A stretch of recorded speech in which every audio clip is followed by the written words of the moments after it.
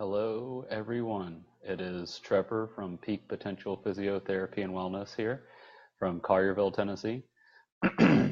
um, so I wanted to confess I am being consistently inconsistent with my Facebook Lives. It is at least Tuesday. I usually come live about lunchtime, but thought I'd try in the evening because I got caught up with doing some things at the office. So last week I was at a conference learning some new things. Stay tuned. We do have some exciting new events coming up regarding nutrition and things around that. So please stay tuned for that. However, today I'm going to talk about the blog that we put up yesterday that my lovely bride Amanda wrote. So I put in the little blurb in the front about, oh, great, organized sports. And I say that tongue in cheek. The blog was to prevent injury and improve performance in your teenage athlete. So I do not have teenage athletes yet. I was a teenage athlete at one time. So this is something I hopefully can speak to from a personal level as well. But something that we just get into. My kids don't play any organized sports right now. They're not in a league or in a competitive league or anything like that. So sorry, I'm just trying to make sure there's no glare behind me with that light. But again, if you have questions, put them in the comments below and I will answer those or anything about what you want us to continue talking about. And I'll put a link to the blog below too. So don't hesitate to click on that to check out a little bit more. We're going to go over how to prevent an injury and improve some performance in your teenage athlete, and you could utilize these for yourself too.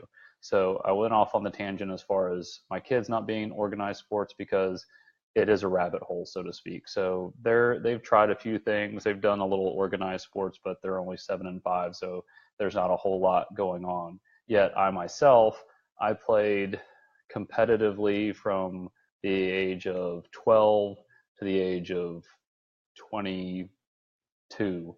I played competitive soccer, so you know what they called classic or competitive league or travel team, whatever you want to call it. I played that from 12 to 19, and then I played into college and other things. So hopefully I can speak to this a little bit. So if you have specific questions, please leave them in the comments and we'll go over those. So as parents, we want our kids to be active, also to see success and to feel good about themselves. And athletics is a great means to meet that. And we know there's amazing benefits with organized sports, with individual sports and team sports. There's great things about both of them. But how can we provide those activities and bring your child health, happiness, and keep them safe? So that's what I'm here to do. Without knowing your kids or your teenager, we can't give exact steps how to take it. However, here are some things to how to prioritize and avoid that will help any teenage athlete reduce injury and improve the performance. Okay, so I'll quickly go over them, then I'll delve a little bit into each one. Again, if you want to go a little bit more in depth, click on the blog below, and then also you can reach out to us if you have any questions. The first one is prioritizing conditioning. Second is prioritizing adequate rest. 3 is prioritize fueling the body. 4, avoid overtraining. 5, avoid early specialization. So there's going to be some ruffling of feathers on some of these, but you'll get the picture. So number 1, prioritize conditioning. Every team inevitably is going to have 1 or 2 players that aren't in very good conditioning when they start a season. Once athletes reach high school, most coaches have established conditioning program prior to their season. However, this is often only a week or 2 before competition or tryouts usually occur. So as a parent, we can encourage our kid to get started a little early, to maybe run or jog or do some cross training with them as far as biking, swimming, those sorts of things. Body weight resisted exercises or plyometrics are great to start. So you can just get your kids going so that they're ready for the season. But again, sitting around, or if they get a couple week break, the cardio can nosedive pretty quickly, and then they're kind of left in the dust when the season starts. So get out with them, start wanting to join and do some things with them. There is some controversy, should they start weights and those sorts of things as a teenager. Stick with body weight. I mean, you can do an incredible workout with just body weight exercises and plyometrics. Number 2 is the prioritize adequate rest. We've hammered this before. Adequate rest is a huge part of preventing injury. And as teenagers, kids sleep longer anyway because their bodies are growing. But when you start cramming more and more in to their schedule, they might not have time. So when we train, we break down our tissue. We need to have that time to rebuild it when we're sleeping. So another reason this is so important is because when the body's fatigued, you're unable to perform at the same level or at the highest level that you want to. So although the brain says it can do all the normal movements that you've trained it to, that muscle memory, if the brain's tired, it just can't respond. Okay. So you may do well over the summer, but once school starts and you have more and more on your plate, your white space gets smaller and smaller. It'll be a little tougher. So teaching them how to prioritize and keeping them on a schedule. Man, I remember my schedule with high school and trying to play competitive soccer. I mean, it was probably 5-6 days a week of practice, and you have to give them a schedule. You have to start teaching them how to prioritize. And giving themselves the rest that they need. So prioritize fueling your body as well. So hydration and nutrition are crucial aspects to the human performance prevention of injuries. So in terms of hydration, we talked about this, good rule of thumb, 32 ounces of water every hour of a heavy activity. So while you're out, when you're sweating, just make sure you're bringing that in. We know that we always talked about the half your body weight in ounces to stay hydrated, but then when you're doing things, that 32 ounces per hour will help. Also, important training, keeping the building blocks of the body, so proteins, the amino acids, the vitamins, healthy fats, those things. If you want a little bit more information about that, there's a link to our fitness nutrition specialist in the blog that you can go to. Avoid overtraining.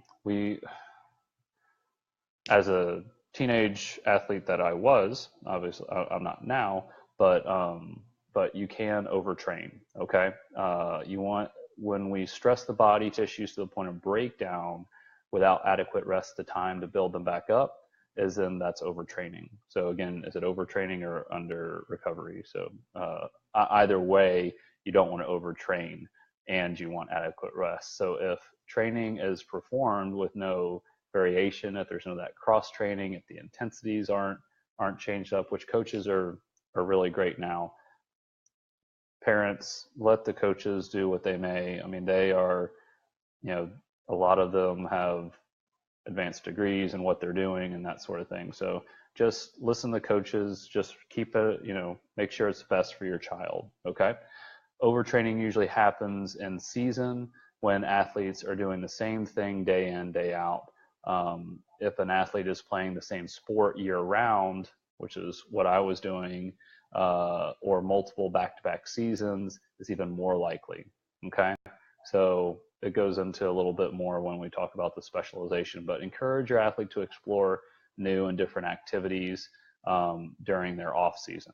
So a lot of times, a distance runner we suggest play racquetball, or soccer players to play a racket sport, or something that's totally a different skill set as the sport that they usually play, because you're utilizing different muscles as well as having a little fun while you do it.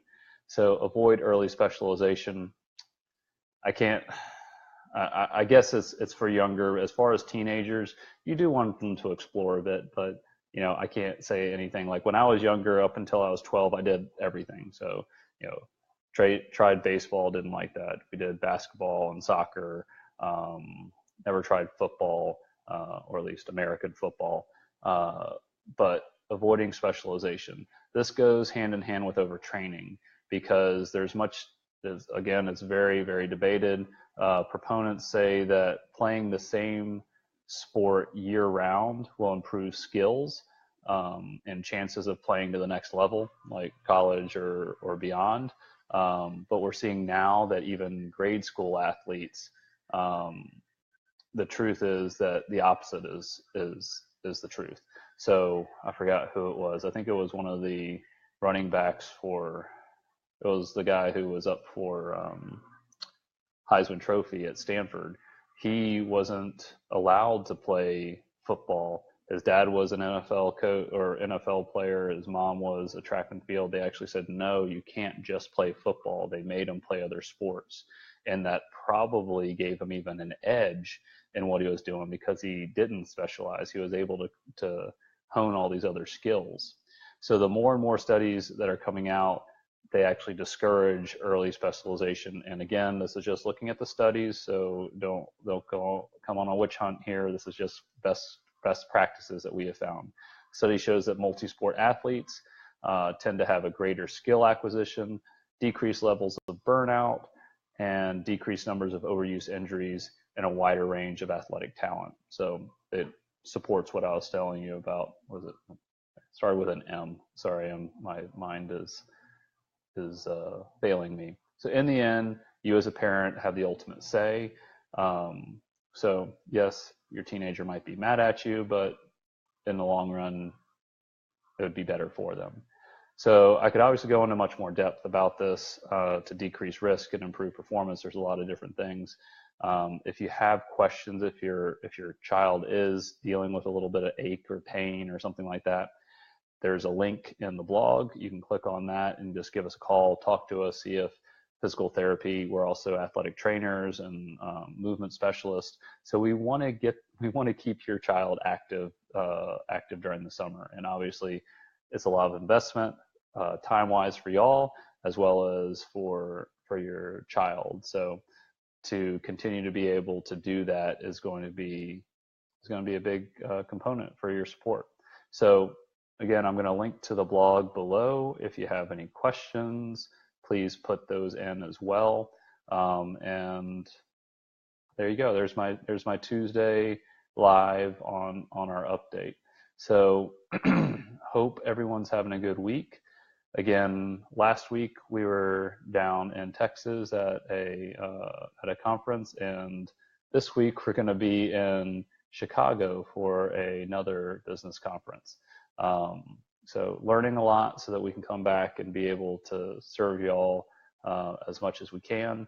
Don't hesitate to get a hold of us, call the office or get on our website, send us a inquiry or anything like that so that we can continue to be able to serve you and be able to empower our community and transform your lives to be active and independent without having the use of medications, injections, or surgery. And obviously, in regards to this, not getting your teenager in that cycle of doing that too.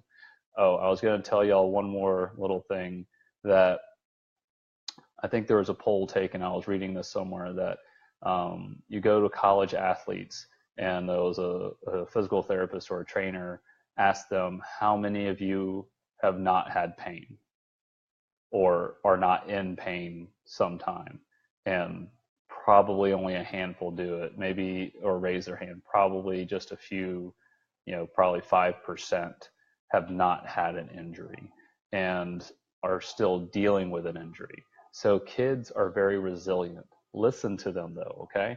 If they're having some issues, don't let it fester.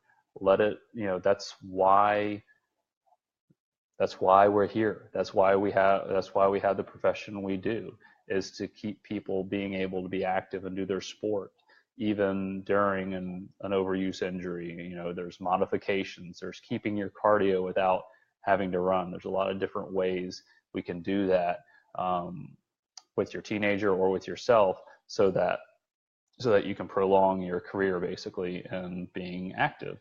Okay, so another little tidbit at the end there. Stay tuned.